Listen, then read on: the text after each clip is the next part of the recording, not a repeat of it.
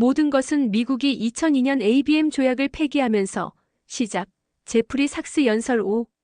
19일 유럽의회에서 열린 평화의 지정학 행사에서 미국 경제학자 제프리 삭스 교수가 연설을 했습니다. 최근 국제정세를 이해하는 데서 도움이 되기에 그의 연설 전체를 해설과 함께 여러 번에 걸쳐 소개합니다. 5. 우크라이나 전쟁과 핵무기 통제. 우크라이나 전쟁에서 푸틴의 의도는 무엇이었을까요? 나는 그의 의도가 무엇인지 말씀드릴 수 있습니다. 젤렌스키에게 중립을 강요하는 것이었습니다. 그리고 그것은 침공이 시작된 지 7일 만에 효과를 발휘했습니다. 2022년 2월 24일 우크라이나 전쟁이 발발하자 27일 젤렌스키는 조건 없이 러시아와 만나겠다고 밝혔다. 이에 28일, 3월 3일, 7일 벨라루스에서 러시아와 우크라이나가 평화협상을 진행했다. 우크라이나는 나토 가입을 추구하지 않고 러시아는 침공 이전 수준으로 철수한다는 합의 초안까지 작성했으나 끝내 협상이 결렬됐다.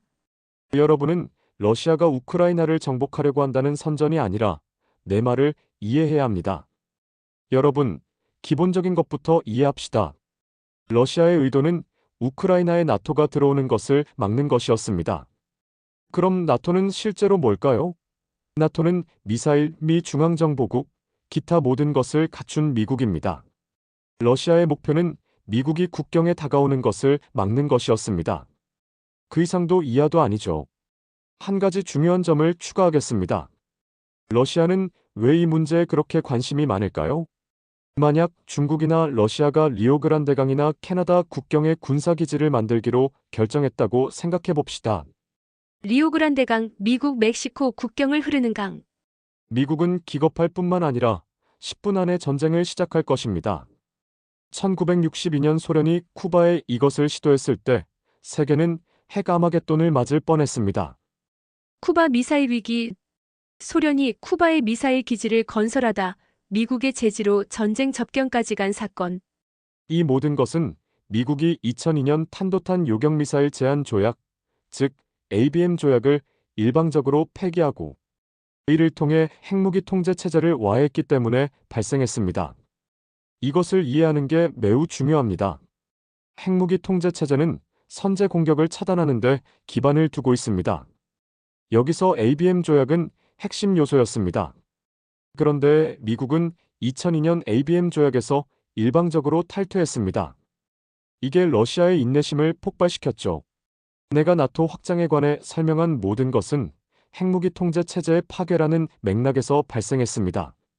미국은 2010년부터 폴란드에 이어 루마니아에 이지스 미사일 방어 체계를 배치했습니다. 그리고 러시아는 그것을 좋아하지 않았습니다. 2021년 12월부터 2022년 1월 기간에 논의한 문제 중 하나는 미국이 우크라이나에 미사일을 배치할 권리가 있느냐였습니다. 2022년 1월 블링컨 미국 국무부 장관은 라브로프 러시아 외무부 장관에게 미국은 어디든 원하는 곳에 미사일을 배치할 권리가 있다고 말했습니다. 이게 여러분이 동맹이라고 부르는 나라의 모습입니다. 이제 미국은 독일의 중거리 미사일을 다시 배치하려 합니다. 미국은 2019년 중거리 핵 전력 조약, 즉 INF 조약에서 탈퇴했습니다. 지금은 핵무기 통제 체제가 없습니다. 본질적으로 없습니다. 6. 우크라이나 전쟁의 종말. 젤렌스키가 전쟁 발발 7일 만에 중립을 지킬 준비가 되었다며 협상하자고 말했을 때 나는 모든 당사자와 자세히 이야기했기 때문에 세부 사항을 잘 알고 있습니다. 2022년 3월 협상이 시작되고 곧바로 푸틴 대통령이 승인하고 라브로프가 제시한 문서가 튀르키예의 중재 아래 전달되었습니다. 나는 자세한 상황을 듣기 위해 튀르키예 수도 앙카라로 날아갔습니다. 결론은 이렇습니다. 우크라이나는 거의 합의에 도달한 상황에서 일방적으로 협상을 결렬시켰습니다. 왜 그랬을까요? 미국이 시켰기 때문입니다. 4월 초 보리스 존슨 영국 총리가 우크라이나를 방문해 결정적으로 협상을 결렬시켰습니다. 보리스 존슨의 손에 여러분의 안보가 달려있다니 신이시여. 그런데 키스 스타머 총리는 더 호전적이라는 게 드러났습니다. 상상할 수 없는 일이지만 사실입니다. 보리스 존슨이 설명했고 인터넷에서 찾아볼 수 있습니다. 그는 서방의 패권이 위태롭다고 설명했습니다. 우크라이나가 아니라 서방의 패권 말입니다. 미하엘과 나는 2022년 봄 바티칸에서 한 전문가 집단과 만나 이 전쟁이 우크라이나에 좋은 것은 아무것도 없다는 내용의 문서를 작성했습니다. 미하엘 폰 데어 슐렘부르크 유럽의회 의원, 이 강연을 주최한 인물. 우리는 시간이 흐를수록 엄청난 인명피해와 핵확산 위험, 전쟁의 패배가 예상되므로 지금 즉시 협상을 시작해야 한다고 열렬히 주장했지만 소용이 없었습니다. 나는 그때 우리가 작성한 문서에서 한 단어도 바꾸고 싶지 않습니다. 그 문서에는 잘못된 것이 없었습니다. 하지만 미국이 우크라이나 협상단을 쫓아낸 이후 약 100만 명의 우크라이나 국민이 죽거나 중상을 입었습니다. 그리고 상상할 수 없을 정도로 더럽고 냉소적이며 부패한 미국 상원의원들은 미국인이 죽지 않았기 때문에 미국 돈을 훌륭하게 썼다고 말합니다. 이것은 순수한 대리전쟁입니다. 제 주변의 상원의원 중 한 명인 코네티컷의 리처드 블루멘탈도 민롬니도 큰 소리로 말했습니다. 이것은 최고의 예산 지출입니다. 미국인은 죽지 않았습니다. 비현실적이죠. 어제로 돌아가서 미국의 우크라이나 사업은 실패했습니다. 이 사업의 핵심 구상은 처음부터 러시아가 포기하는 것이었습니다. 1997년 즈비그뉴 브레진스키가 주장했듯이 러시아는 저항할 수 없다는 생각이었죠. 미국인들은 자기가 우위에 있다고 생각했습니다. 미국이 허세를 부려서 이길 거라고요. 러시아는 실제로 싸우지 않을 것이고 군대를 동원하지도 않을 것이라고 예상했습니다. 미국이 스위프트에서 러시아를 차단하는 핵폭탄급 수단이 있습니다.